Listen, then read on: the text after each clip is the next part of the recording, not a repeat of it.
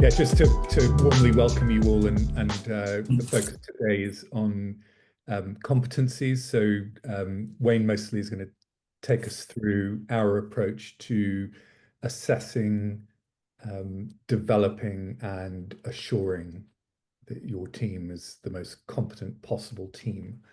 And I think we'll just skip these first few slides, Wayne.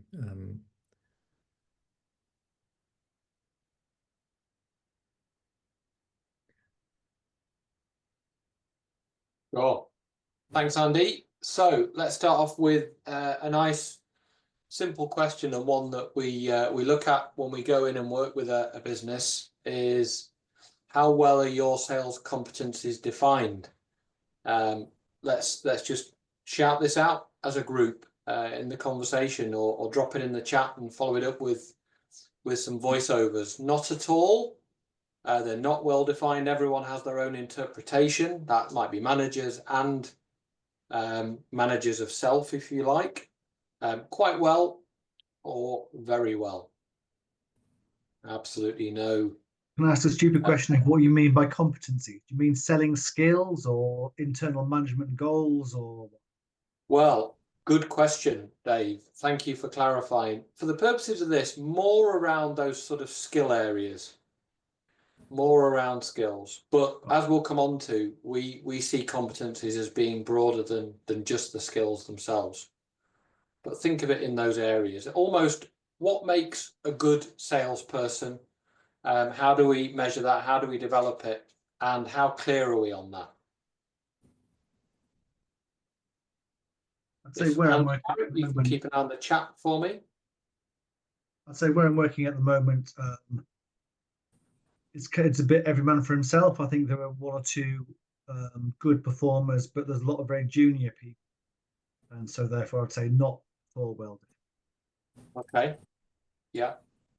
Graham is saying in the chat, not well defined. They all think they're great.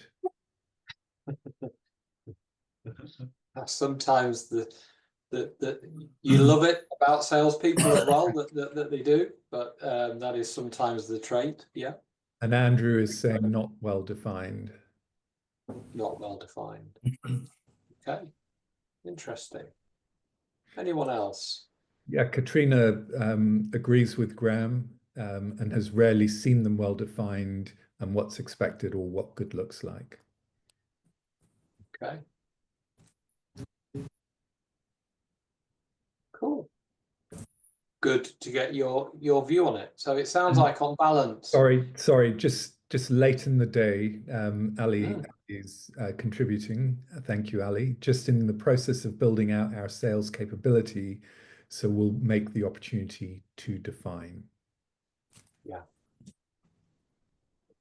Yeah, and it's going to be individual to your business, but we'll talk through that. There are probably some consistent threads for sales roles, you know, depending on the role, but definitely worth spending time, and we will give you some tips and thoughts, some provocation around that today. So I'm going to move through, if there's no more comments there, Andy, and just talk through how we'll lay out today for you. So firstly, a little bit about competencies overall, and then we're going to walk through this idea of we need to be able to define them, and that's just come up from the chat there in itself. How they then are and the level at which they're at, etc., will come through assessing them.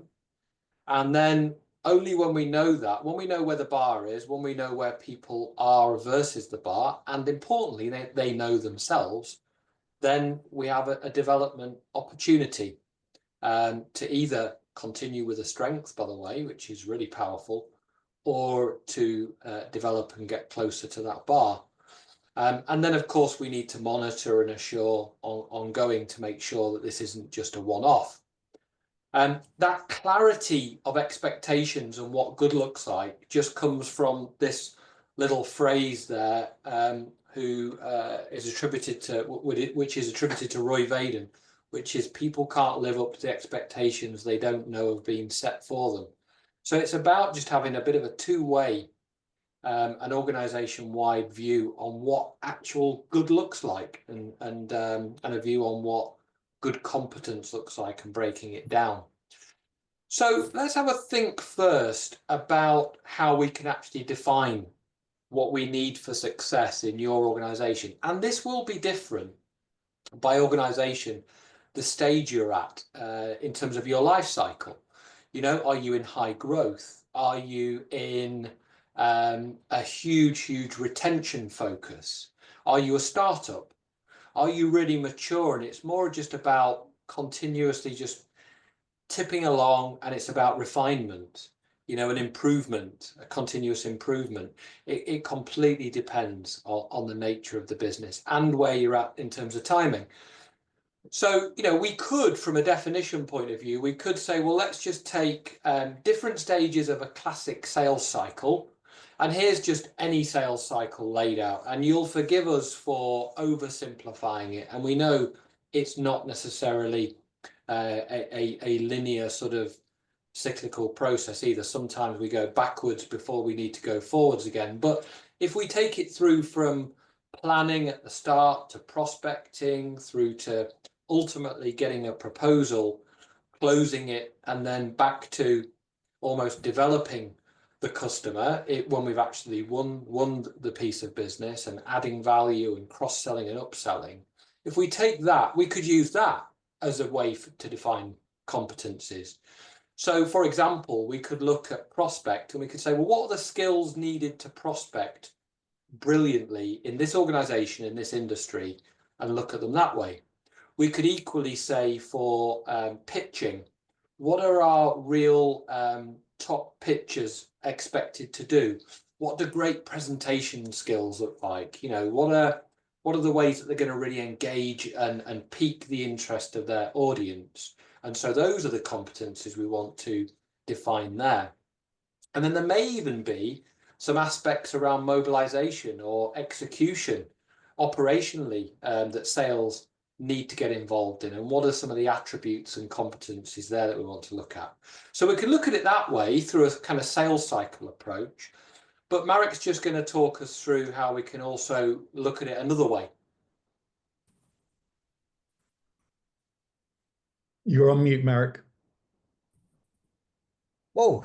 Okay. Yeah, when we talk about sales competencies, I guess there isn't necessarily a one size fits all, because it depends on the role, right? And what that role needs to achieve. There's always, of course, core competencies. But if you think about a telesales person versus someone who's, you know, driving around in the car in the field, and even between the field people, there may be, you know, small accounts versus, you know, enterprise accounts where it's a combination of visiting, but also filling in tenders, framework documents, things like that. You know, you've got new business versus existing. So you've got people who are more hunters, people who are more farmers doing account management. And yes, of course, there are core competencies of sales, but there are clearly different skills, and different people take to these roles better than others. Sales models as well, you know, there's a consultative type sell, very transactional, reppy type sell, you know, value-based, you know, partial technical, depending on your company, what you're selling, can be much more of a technical sell. This is a slight tangent, but there is a point to this. I was watching 12 Angry Men on iPlayer just the other day. If you remember it, it's 12 jurors, all angry, as the title would suggest, you know, and they have to make the decision about whether someone murdered someone, you know. And actually, when I really looked into it, it was, you know, it was a sales film, really. It was Henry Fonda navigating stakeholders, right, in a difficult sale, right? It's a major decision, right? It's a major decision with multiple stakeholders, right? And there's a bit towards the end where the angriest man confronts Henry Fonda and he says, you know, I'm an instinctive salesperson. I just put it out there and I'm really successful at that, and that's what I do. But you know, you're a master of the soft sell. Okay. And the behaviors he exhibits, like dividing and conquering, silent ballots, really understanding the motivations of each of the stakeholders, and overcoming those, and then using an influence network. It's basically he's just the master at a sales process. That's it, right? And of course he he wins at the end and all that kind of stuff. But I guess that's the point. There are different skills for different situations, different client situations. And some people are very adaptable to that and can be very adaptable to that. Others not so. But there's still a role for everyone in these sort of processes. Finally, here also we got to think about as well leadership and management. Sometimes the best salespeople grow to be managers and they're fantastic at it. Sometimes not. Sometimes they may grow to become managers, but don't become necessarily the best sales managers, the best sales leaders. And I think we'll cover a little bit of that in other webinars. But food for thought. Thank you very much, Marek. Nice story there as well with 12 Angry Men. So one other way that can help once we've got a definition is to actually put it into a framework. And this is actually the BFG Sales Competency Framework. Other frameworks are available, of course. But this is ours. It is adaptable. It can be nuanced. It can be tweaked to reflect specifics within an organization alongside the factors that Marek and I just talked through. But broadly speaking, we break it down into 3 areas. We look at business acumen, we look at professional conduct, competencies, and then we look at sales skills. And the sales skills are probably no surprise.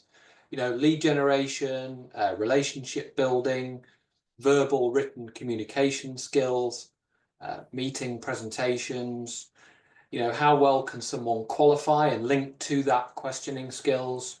How well can someone articulate a value proposition and build develop a solution from it? And then negotiation, along with skills like closing and also following up. But what we endorse at BFG is that there's a broader set, because actually for someone to be great at all of that is going to undoubtedly help them, and it will help the organization. But we want something a bit broader than that. We want something a bit more rounded. So we want someone with integrity. We want someone who will manage themselves. We want someone who, as well as being able to be strong on self-motivation and management, actually be a team player as well when it's needed. And they've got to be motivated, and they've got to have a strong personal brand. And the personal brand is one of those areas that also plays into, for example, business acumen. So we would expect somebody to have a good technology grasp, and some of that technology would be social media, for example. And so how does that personal brand then show up on the likes of LinkedIn? Just purely as one example of social media. Understanding of customer marketing, market and competition. So a much broader set of competencies. So you can start to see how it can be much more broad than the traditional, we just got to be good at, questioning skills, closing, overcoming objections, etc. And then when we've done that, we need to move on to the next phase, which is we need to be able to assess against it. So actually taking that same framework, what it's then possible to do is do a 360 assessment. And if anyone's ever done these or been part of contributing to one for someone else, they're really, really beneficial. Why? Because they allow us to understand how we see ourselves, but also how others see us. So the full visibility from managers, from our peers, and if we're a manager of others, then of our direct reports as well. And you can see here an anonymized report. It is actually a real report, but it's been anonymized to protect the names of the innocent. And it breaks it out, and we can band these and relatively score them as well. So we don't have to have a hard and set scoring methodology. It can be very much relative scoring. So we can then start to surface where are the development needs, and you can see some of them in here showing up for individuals. And you can see also where the strengths are. So it's good to understand both. Where are the strengths? Where can they really help us push on even harder? But also where are the development areas or development opportunities? And where are they more critical? On this one, there are no absolute burning platforms, but in some organizations and with certain teams there are. So it's good to assess. So we can assess against a framework like that from a 360 type of assessment, but we can also do it in other ways. And Andy's just going to talk us through a couple of those. Yeah, so this is on the left-hand side, this is a real client engagement where there were a number of field reps selling beds and chairs to people with mobility issues, so going to people's houses. And if you have the data, if you're selling a product or a service that lends itself to this kind of analysis, it can be very revealing. So we've got conversion on the x-axis and sales per agent on the y-axis. And in the top left quadrant, you see that some salespeople were managing to close very high value sales, but their conversion rate was relatively low. And so that begs the immediate question, how can you develop their skills further to drive up that conversion rate and move people to where you want them, which is the top right quadrant. So it's just an example. As you all know us, and we're all quite geeky and we love this kind of analytics because it really either confirms or sometimes refutes the hypothesis that the company's leadership might have about the performance of the team as a whole and of individuals within it. And then, you know, the one on the right, HubSpot, this is a typical your own HubSpot or Salesforce dashboard or other CRM system might look a bit different. But again, if you have the information in about your customer interactions, your pipeline, you can get very clever about reviewing by person, seeing trends, seeing anomalies, and being able to address those. And if you move us on, Wayne. The other thing we love to do as we help organizations, as we help our clients, and we recommend you to do this as sales leaders if you don't already, is just spend time on the road. It's invaluable, shadowing the salesperson, showing up in an observer capacity to meetings, spending a day on the road, super revealing. It tells you much more about that sales rep's strengths and development needs than you would ever glean otherwise. So we're a strong advocate of leaders going out into the field with their reps. One other thing just to build on that is, you know, it can also be powerful just to listen into calls, obviously with the permission of the individual that's on them. And in fact, you know, so a lot of the CRM systems allow calls to be uploaded and stored against the customer, so there's a record of that conversation. But that's not just from what's actually happened in there, but the how it's happened as well. And that can be really powerful because telephone selling and telephone interaction is actually a really tough skill because we don't have all of that interpersonal face-to-face body language and facial expression going on to help guide us where the customer or the prospect might be. So obviously it being harder, sometimes that can really benefit from some sort of close one-to-one work. It doesn't have to be in a monitoring fashion. It can be more in a coaching and supportive one-to-one environment.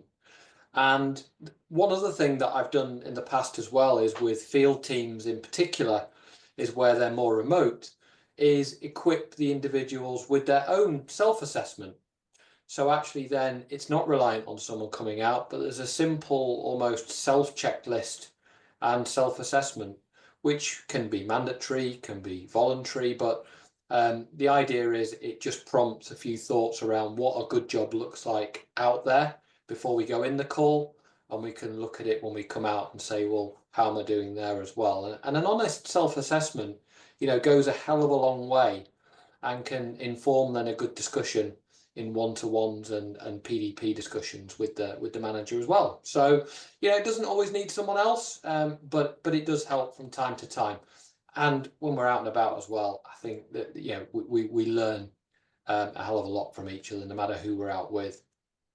So that's ways that we can assess. So just to summarize, if we set up a clear view of those competencies, and if we've got them right for our business, for our situation, for our people, and you know, don't like die in beauty trying to define them. Get some down on a page so everyone's agreeing around them would be our sort of advice from BFG. And it's a starter, and you can then evolve them over time, but get them down and then think about, right, how can we sensibly, you know, and effectively and efficiently assess against them in different ways. But once we've done that, we then kind of know where people are, and we can then think about, so, okay, based on where they are, how do we develop it? So you're probably wondering, well, why the hell have we got a picture of some tennis players on the screen when we're talking about you know, developing sales competencies? Well, just want to take an analogy really around, you know, one particular aspect of development, which is around, you know, in particular training, but also can be around any type of time spent on improving oneself. So if we think about a tennis player, a professional tennis player, or indeed any professional sports person, if you think about it, you know, really when you break it down to how many live match hours they are spending in a week, in a given week, it's probably, I don't know, maybe 2 hours, maybe 1 hour if you average it out, if they're not playing competitive matches every week. But how much preparation and development are they actually going through in that same week? And it's quite startling when you think about the sheer number of hours. And it's startling because there'll be practice, there'll be nutrition, there'll be mental preparation, they'll be watching previous matches back, there'll be all sorts of different media that they use. So the simple message is that they will do that in the ratio of probably 5% live performance time, 95% preparation time or development time. Think about that in your business. And it's probably not realistic, right? But it's probably completely the opposite. You know, it's probably even greater. 1% maybe development time. If we exclude developing in the actual role, you know, on the job day in, day out, which actually is a significant way to develop. But, you know, and it's 99% actual, you know, delivery live in the role day in, day out. So it's just worth thinking about how can we more deliberately help with development, and even better if we can do it against a set of competencies, because then it's more specific as to how we need to focus. Now, based on that, and I've just touched on it, you know, a huge focus should be put on learning by doing. So if we're thinking about, okay, we need to close out these competencies, how should we do that? A great way is learning by doing. And actually, the publishers of a fantastic set of competencies, which has now been, I think, I don't think it's on the shelf anymore. It was called Lominger, was set up by Lombardo and Eichinger. But also with McCall, they developed the 70-20-10 model. And the idea is 70% learning by doing, 20% learning from others. Now, that may be from a distance, or it may be in contract with someone to actually say, look, I'd like to learn from you about this. So can you spend some time with me? Or I might just witness you in a sales call and what you do and how you do it. and then get your thoughts on it. It could be from a mentor, it could be from a coach, it could be from a manager. So that's learning from others, and then learning formally. That could be in a training room, could be reading a book, could be listening to a podcast, could be watching a TED talk. And that's quite the flip to how traditionally some development is seen, which is let's just, got a development need, get on a training course, which of course has power, but it helps if these other elements are built in. And it's that phrase of I hear and I forget, I see and I remember, I do, and I really understand. That's where the rubber hits the road. And if we're thinking about the kind of things that we can give people when we're supporting them, Marek's just going to talk us through how we need to think about that. So I don't know if you've heard of the 10,000 hours of, to become truly excellent. There was, I assume everyone's heard about it, but essentially to become Rafael Nadal or Novak Djokovic in the previous slides, right? You need to put 10,000 hours of effort in, right? I mean, I've probably put 10,000 hours of driving in, and yet Lewis Hamilton is being chosen by Ferrari to drive for them next season, and not me. And I don't, haven't really quite got my head around that yet. But I'm sure. And the thing is, I drive, right? Tens of thousands of hours. But what am I doing? I am trying to get around the car in front of me, but that's just because I'm really angry with them and I'm in a hurry, and that's just the way I drive. I'm not on the racetrack. I'm not deliberately practicing, right? That's the point. I'm not deliberately practicing. I'm not focusing on the driving and becoming more excellent. And that's the point. And that's where all of this, the leadership and the management comes in, because to turn your 10,000 hours into something useful, right? You deconstruct the skill, right? You break it down. How do I need to go into this turn? How do I close? How do I open? How do I network? Things like that. You get feedback. You observe, and you have observed for you things that are not working. So Wayne's point about your manager being in the car with you or whatever, listening to your calls, there, and you're being pushed to practice the tough stuff, right? Ice skaters, always on their ass, always. But if they're not, they'll never get better, right? They push themselves out of their comfort zone. Same with sales skills, be it networking, be it account management, account planning, whatever it is. Could be technical skills, could be soft skills. And depending on, the will and the skill of the salesperson, it's the responsibility of the leaders to be either more coaching or just to go, no, just do it my way. Just do it. You're not liking it, but do it. You'll get it. You'll understand why I'm telling you to do this, right? Or it may be a much more supportive kind of way about it.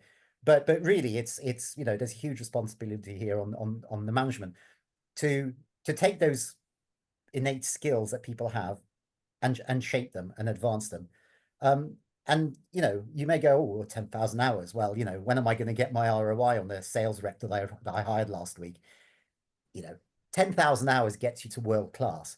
10 hours, 100 hours. That's already building up brilliant skills, right? Already taking people on a huge part of the journey.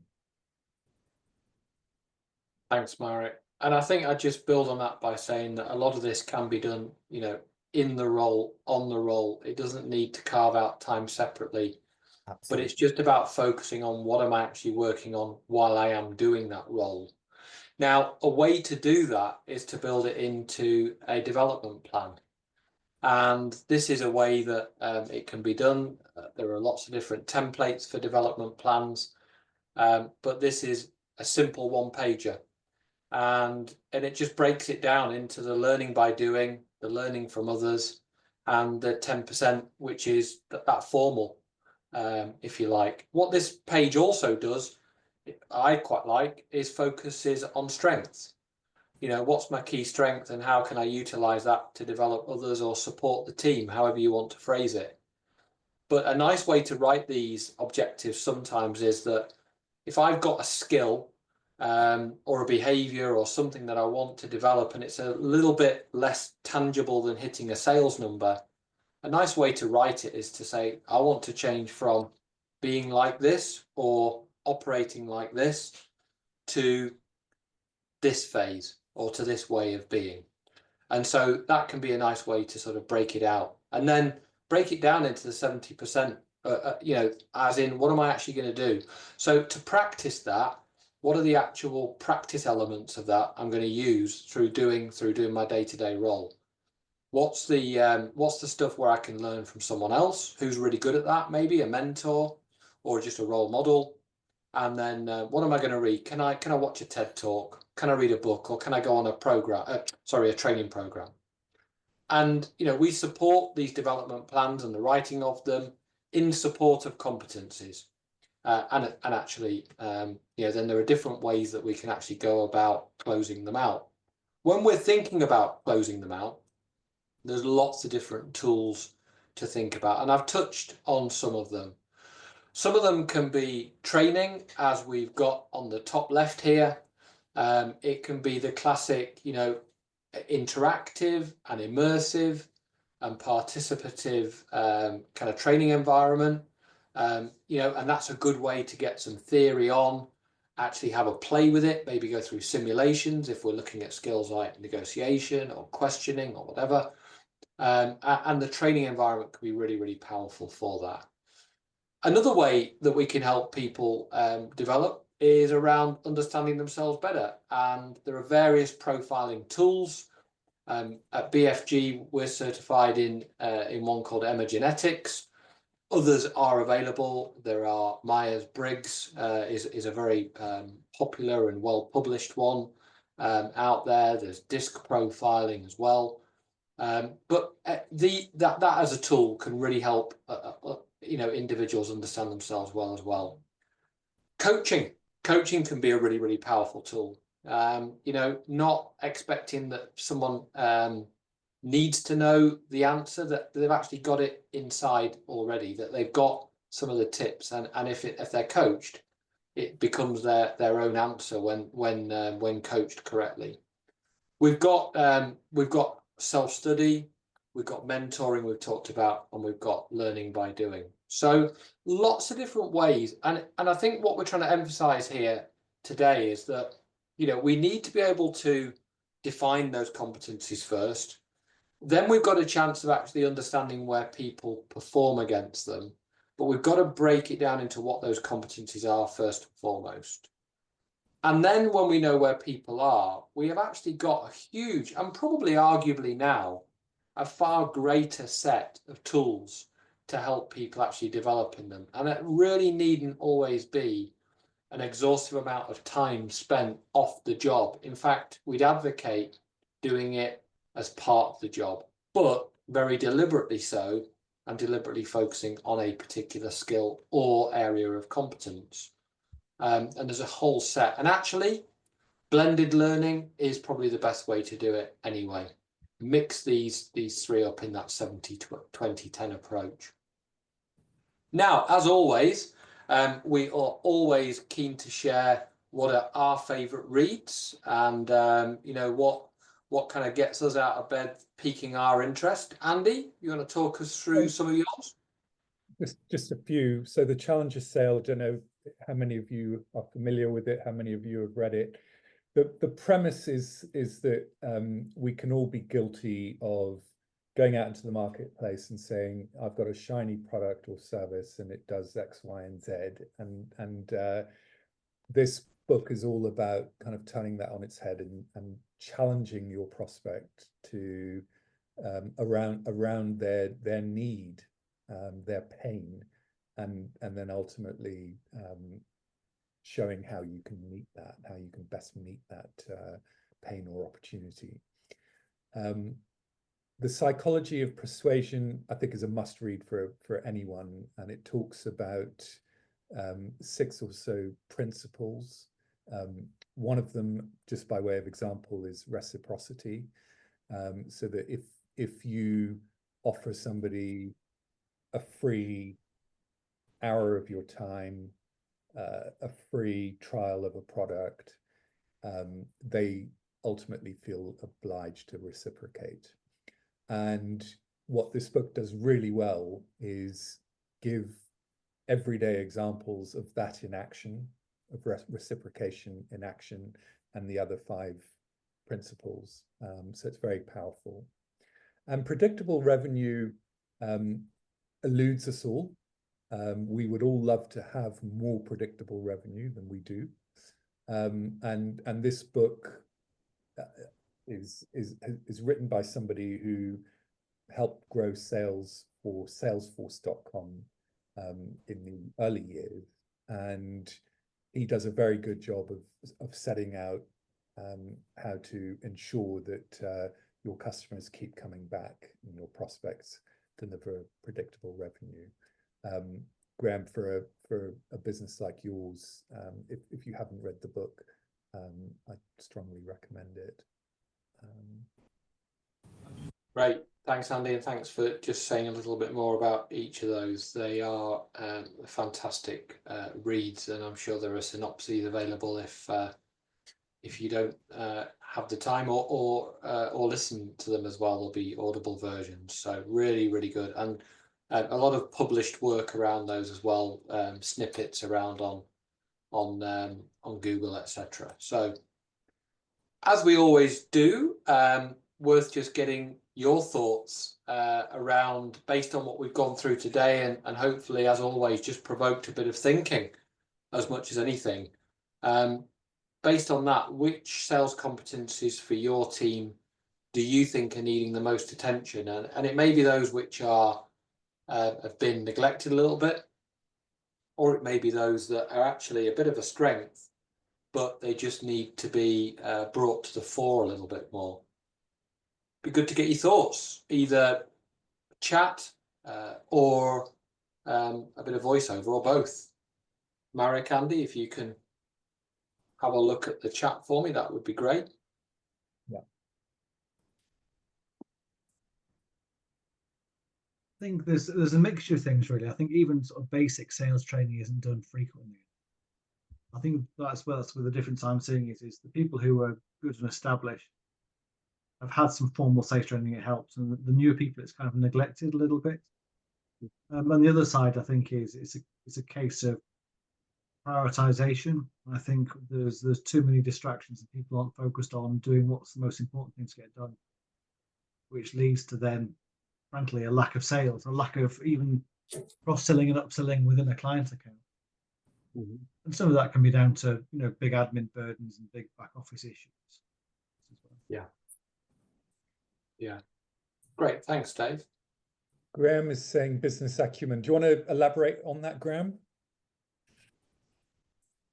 You could go around the three groups all the time, as we should do, but maybe it's just disappointment or expectations. But sometimes you get exasperated with the technical lack of a bit of commercial thinking, a lack of thought around creating their way forward commercially.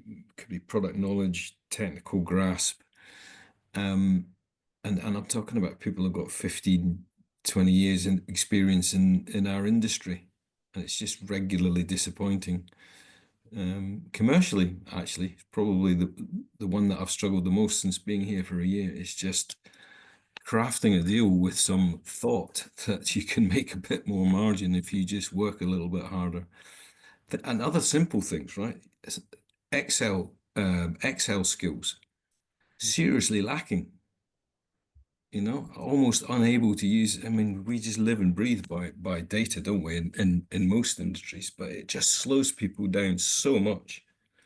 But it's just a few little bits and pieces, nothing major, but just lots of little things. In all of the things: professional conduct, sales skills, and business acumen. Yeah, it sounds like could help make more sales, and sounds like more sales efficiently as well. Thanks, Graham. Any other thoughts? Andrew? I think from my perspective, it's sometimes and I'll talk about me in a second, but sometimes it's about the efficiency of the call. And actually, from my background, I was always taught, and well, okay, you were taught, but then why don't you practice it in terms of the call plan, and obviously setting your objectives and understanding the call, what you're trying to get out of the call when you're going to make it. So fundamentally, yeah, yes, I'm going to see X, Y, Z, and what are my objectives, and understanding what are some of those questions that you want to ask, whether they're open or typically closed questions. Opening of the meeting and understanding again, formalizing that to a degree. Now, all of us are individuals, so salespeople typically are. I guess we all want to do our own thing in part, because that's, as I said before, we're not particularly good at completing finishing. We're all entrepreneurial spirited. We all sort of want to do our own little thing, but having that formal approach of understanding your call, business acumen, as Graham spoke about, being able to set your objectives, be able to ask those open questions, almost the engagement of the funneling process. So you talked about understanding people's needs and wants, and obviously matching your propositions to those needs and wants, rather than just going in there and trying to pitch a product. So there's lots of things that we do it, but we don't do it in a formalized sense.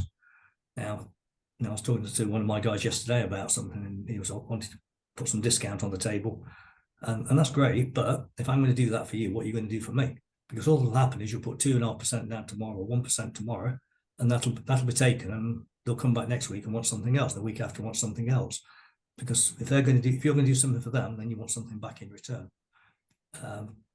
So there's those sort of things, and their competences, the skills. And one of the things, we talked obviously on the call about a call accompaniment. Now, my challenge, I guess, almost in any call accompaniment has been over many, many, many years, is because you're senior, as it were, and you're a director of the business, all of a sudden the focus turns to you as opposed to the person. I've never been particularly good, in truth, at passing it back to the person.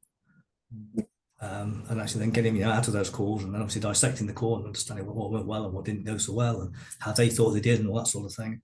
But unfortunately, sometimes in what we do, the actual conversation, actually sit there as an observationalist or just sit there in the background, is hard, because you want to jump in. Not a good skill on my part, but you do want to jump in. Yeah. So there's lots of things that what we've talked about today actually comes out, which I guess I've learned over many years, as it were, but don't always practice them. Thanks, Andrew, and thanks for your candor on that as well. Yeah, and I think sometimes that strength of wanting to do a great job and seeing and wanting to seize the opportunity there and then actually can become that, if you like, that weakness for developing someone who we want to see do it for themselves. And sometimes part of this development is around, management as well, and how can they actually support it day in, day out, and almost feel skilled to be able to do that as well, and enabled. So great, thank you all for your input on that. Really, really helpful as always to get your feedback as we've gone through a bit of provoking ideas for you. And I'm going to hand now back to Andy just to finish us off. Yeah, well, we've mentioned the BFG grade to you before, and again invite you to take us up on self-assessing if you would like to do so.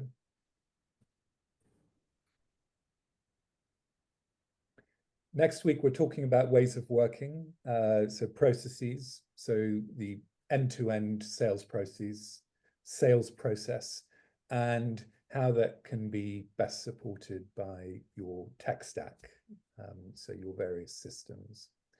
And that's Friday, the 29th of November, next week at 1 o'clock again. So we'd love to see you there. And it just remains for us to wish you a great rest of day, fantastic weekend. We hope to see you next Friday at 1 o'clock. Well, guys, thank you. Thanks, everyone. Thanks, everyone. Thank you. See you all. Take care. Take care. Bye. Bye.